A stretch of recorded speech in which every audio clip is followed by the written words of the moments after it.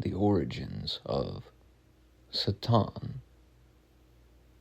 From legal function to cosmic figure. The Hebrew root, Satan. At its origin, Satan is not a name, not a being, and not a rebel. It is a common noun meaning adversary, opponent, accuser, one who obstructs or resists. It can refer to a human adversary, an angelic agent, a legal role in a divine court. This is crucial because Satan is originally a role someone plays, not an identity someone is. Satan in the Hebrew Bible, a prosecutorial role. The clearest depiction is in the book of Job. There we encounter Ha-Satan, the Satan. Key features are: he appears with the sons of God. He speaks to God, not against him. He challenges human self-assessment. He tests claims of righteousness. This mirrors an ancient Near Eastern legal model: God as judge, Satan as prosecutor, humans as defendants. The Satan's function is to expose false certainty and untested virtue. He does not tempt Job to sin. He questions whether Job's virtue is authentic. That distinction matters. Why Satan exists at all? In early Hebrew, truth is revealed through testing. Covenant faith must be proven in lived reality. Opposition is not evil, it is clarifying. Without a Satan, faith becomes performative. Righteousness goes unexamined. Justice lacks rigor. So, Satan is not the enemy of truth. He is the pressure that reveals truth. When Satan begins to change, the shift begins during the Second Temple period, 500 BCE to 100 CE, under the influence of Persian dualism, Zoroastrianism, apocalyptic literature, national trauma, exile, occupation. Texts like 1 Enoch, Jubilees, the later apocalyptic writings, begin to personify evil, cosmicize opposition, and imagine spiritual warfare. Here, Satan begins drifting from function to figure, but this is a development, not the origin. Early Christianity, from role to rebel. Christian theology inherits Hebrew scripture, apocalyptic expectations, Hellenistic metaphysics. Under these pressures, Satan becomes a singular cosmic opponent, a fallen angel, a rival will to God. This move serves theological clarity but loses the original nuance. What was once the one who tests truth becomes the enemy of truth itself. This is a categorical reversal. The origins of the devil, a Greek concept, not a Hebrew one. The Greek word diabolos. The word devil comes from Greek, not Hebrew. Diabolos means slanderer, divider, one who throws across. It comes from dia or dia, across, apart, ballein, to throw. So, the diabolical is that which disrupts coherence by splitting what belongs together. This is not about opposition, it is about fragmentation. So, devil versus Satan, core distinction. Satan is Hebrew in origin, role-based, tests truth, legal adversary, clarifies through resistance. Devil is of Greek origin, process-based, distorts perception, fragmenter/slanderer, confuses through division. Satan asks, is this claim true? The devil whispers, split it, polarize it, corrupt the frame. Diabolos in the New Testament. In Greek New Testament texts, Satan and Diabolos are not always identical. Sometimes they overlap. Sometimes they function differently. Diabolos is associated with deception, false accusation, inner division, loss of unity. It is closer to psychological distortion than rebellion. Symbolon versus diabolon. Greek thought preserved a vital polarity. Symbolon, that which brings together, and diabolon, that which throws apart. This pairing reveals the devil's true domain, the breakdown of meaning, not the creation of evil. The devil does not create, he divides. How Satan and devil were merged. The merger happens gradually. Hebrew Satan becomes personified. Greek diabolos becomes moralized. Apocalyptic imagery intensifies. Church doctrine systematizes. Popular imagination fuses them.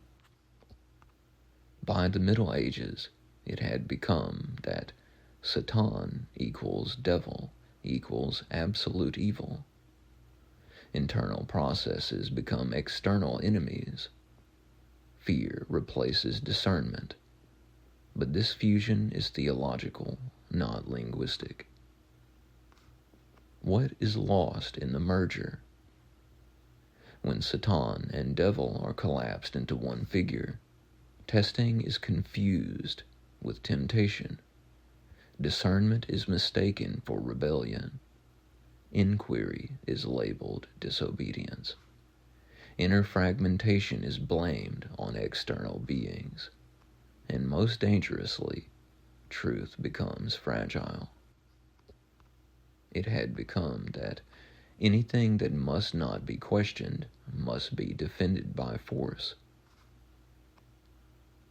Clarifying the deeper meaning. At depth, these terms describe movements of consciousness, not monsters. Satan names the pressure that reveals what is real. Devil names the fragmentation that occurs when truth is resisted.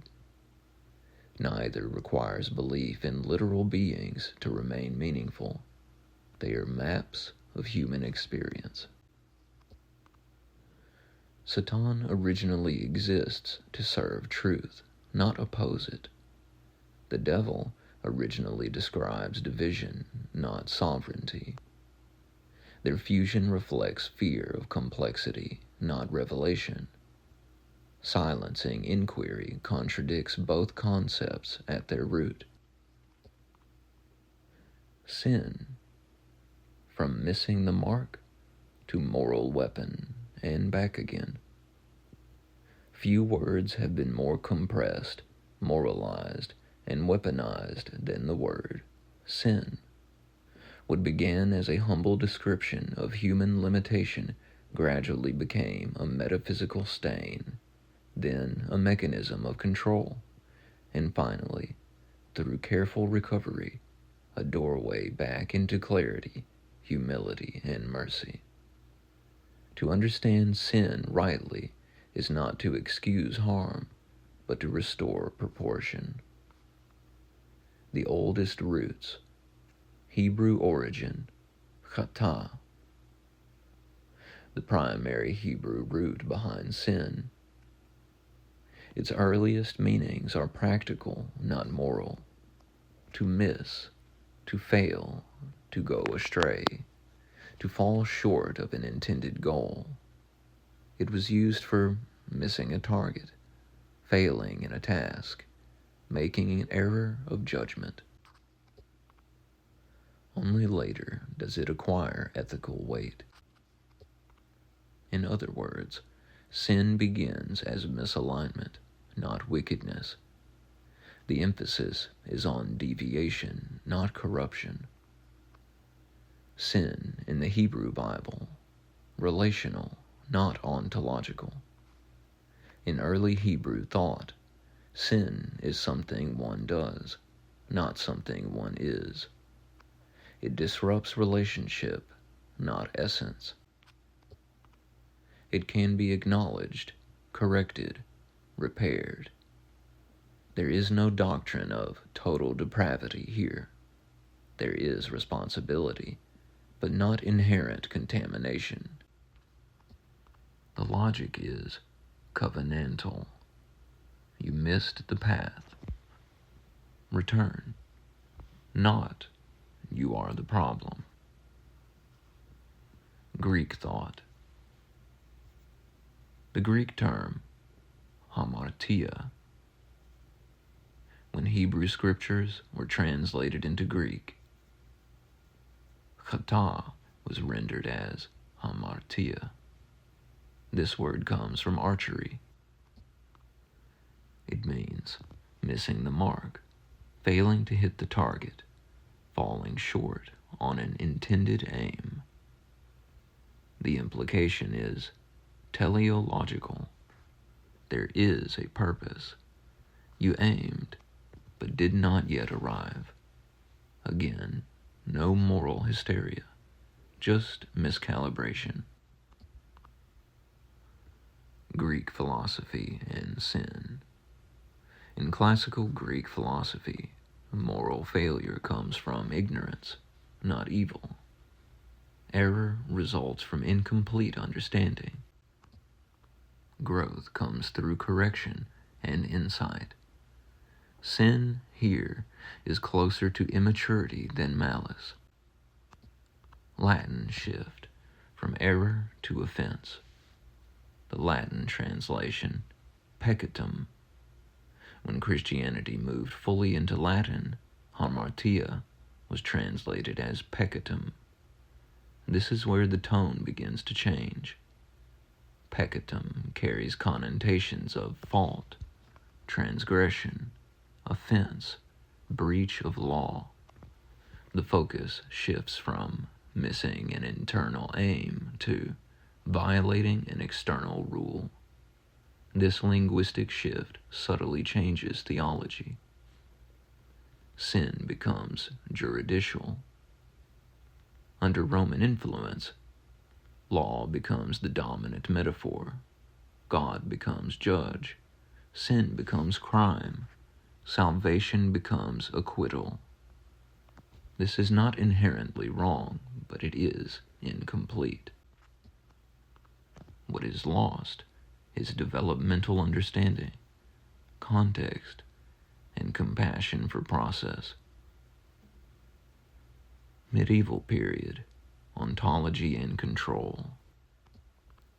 By the Middle Ages, sin undergoes its most dramatic transformation.